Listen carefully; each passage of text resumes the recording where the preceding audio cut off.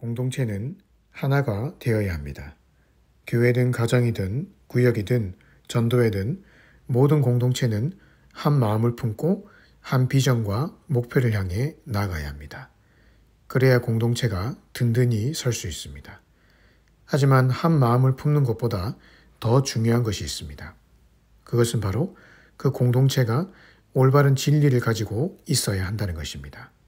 바른 복음, 바른 진리, 건전한 가치관을 가지지 않은 채 하나로 똘똘 뭉친 공동체는 사실 그것만큼 위험한 공동체가 없습니다. 예를 들어 탈레반이나 IS, 알카에다 같은 조직을 보십시오. 그들은 하나의 가치관과 진리 안에서 똘똘 뭉쳐서 정말 끈끈한 공동체를 형성하고 있습니다. 하지만 그들의 하나됨은 건전하지 못한 가치관과 진리 위에 서 있는 하나됨이죠. 그러니 어떤 결과가 일어났습니까? 자신의 공동체에 방해가 되는 사람은 다 죽여버립니다. 그리고 그것이 인샬라, 신의 뜻이라고 정당화시키며 공동체를 유지해 나갑니다. 이 얼마나 무섭고 비참한 공동체입니까? 이것은 그 구성원들이 한마음 한뜻이 되었다고 해서 모두가 좋은 공동체가 아닐 수 있다는 것을 우리에게 보여주는 좋은 예라고 할 수 있습니다. 오늘 본문에도 그런 예가 나옵니다. 그것은 바로 갈라디아 교회였습니다. 이들은 한 마음을 품고 있었습니다. 그리고 한 가르침 안에서 기뻐하고 즐거워하고 있었습니다. 그런데 문제는 그 가르침이 바로 거짓 가르침이었다는 것이죠. 이들은 바울이 전했던 오직 예수 안에 있는 진리의 복음이 아닌 거짓 교사들이 외쳤던 현실과 적당히 타협하며 신앙생활을 하는 할례의 복음, 거짓 복음에 마음이 홀라당 빼앗겨 있었던 것입니다. 아마 거짓 교사들은 웅변술이 상당히 뛰어났던 것 같습니다. 혹은 거짓 교사들이 풍겼던 외적인 이미지는 상당히 사람들로 하여금 신뢰를 가게 만들었던 것 같습니다. 왜냐하면 갈라디아 교인들은 그동안 바울의 가르침을 받아왔던 자들이었기 때문에 웬만한 거짓 복음 앞에서는 쉽게 마음을 열 사람들이 아니었기 때문입니다. 하지만 거짓 교사가 보여준 그 화려한 웅변술, 그리고 외적으로 포장해서 풍기는 신뢰 이미지 때문에 거짓 교사가 전하는 내용이 참인지 거짓인지에 대한 분별을 잃어버린 채 갈라디아 교인들은 서서히 그 거짓 복음에 흡수가 되어 갔습니다. 그리고는 급기야 그 거짓 복음 안에서 점점 마음이 똘똘 뭉쳐져서 바울을 대적하는 자리까지 나아갔습니다. 16절에 내가 너희에게 참말을 함으로 원수가 되었느냐. 거짓 교사들은 복받아라, 행복해져라, 이 땅에서도 잘 먹고 잘 살아라 라고 가르친 반면에 바울은 참된 복음 안에서 좁은 길, 십자가, 고난 이야기를 하니 바울의 복음이 듣기 거북해진 것입니다. 좋은 게 좋다고 거짓 교사들도 성경을 가지고 이야기를 하지만 바울과는 달리 너무나 듣기 좋은 소리만 해주었던 것이죠. 잘되고 복받으라고 하는데 그것도 성경을 가지고 이야기를 하는데 누가 그것을 듣기 싫어할 사람이 있겠습니까? 하지만 문제는 그들이 전하는 복의 메시지는 십자가와 전혀 관계없는 가짜 복음이라는 것입니다.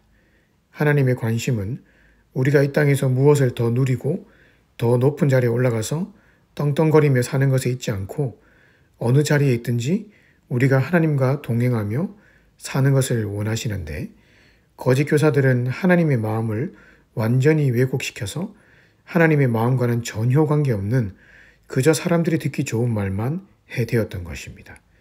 하지만 갈라디아서 6장 12절에서 13절에 의하면 거짓 교사들의 진짜 목적은 교인들의 행복이 아니라 그들 자신의 영광과 이익에 있었습니다. 왜냐하면 말씀을 통해 좋은 소리를 들려줘야 사람들이 좋아할 것을 알았기 때문입니다.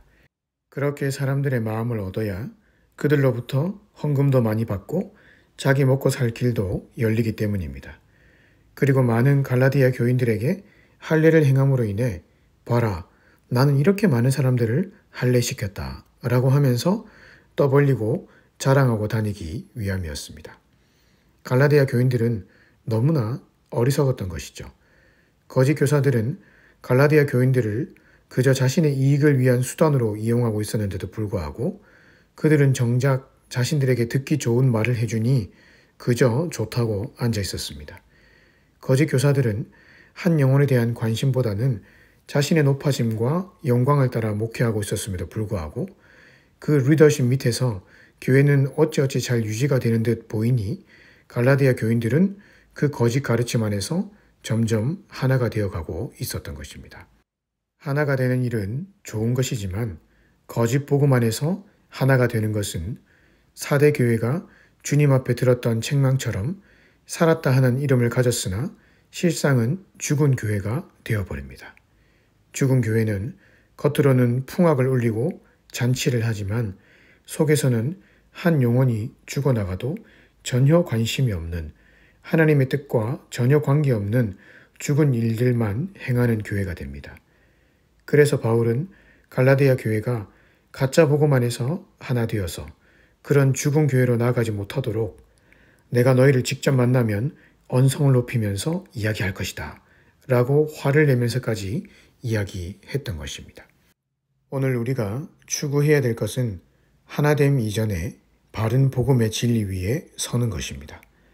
우리 각자가 바른 복음의 진리 위에 서면 성령께서 우리를 자연스럽게 하나가 되게 하십니다.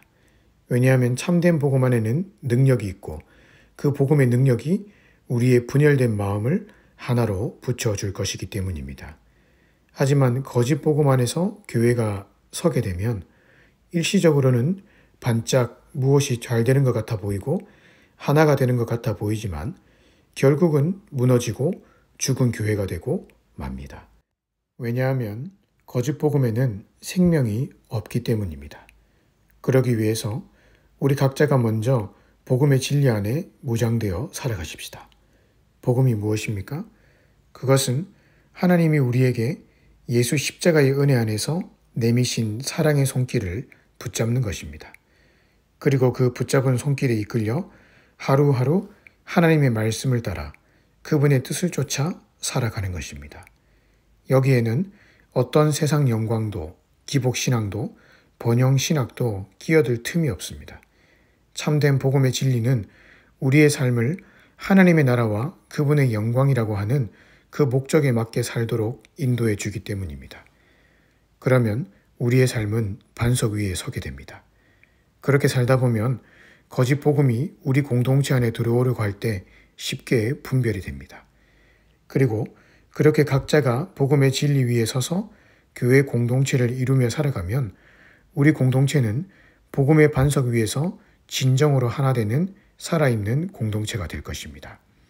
오늘 하루도 참된 복음의 진리 안에서 하나님을 묵상하고 일상을 살아가심으로 인해 복음 안에서 하나 되는 참된 공동체를 이루어 가시기를 주님의 이름으로 축복합니다.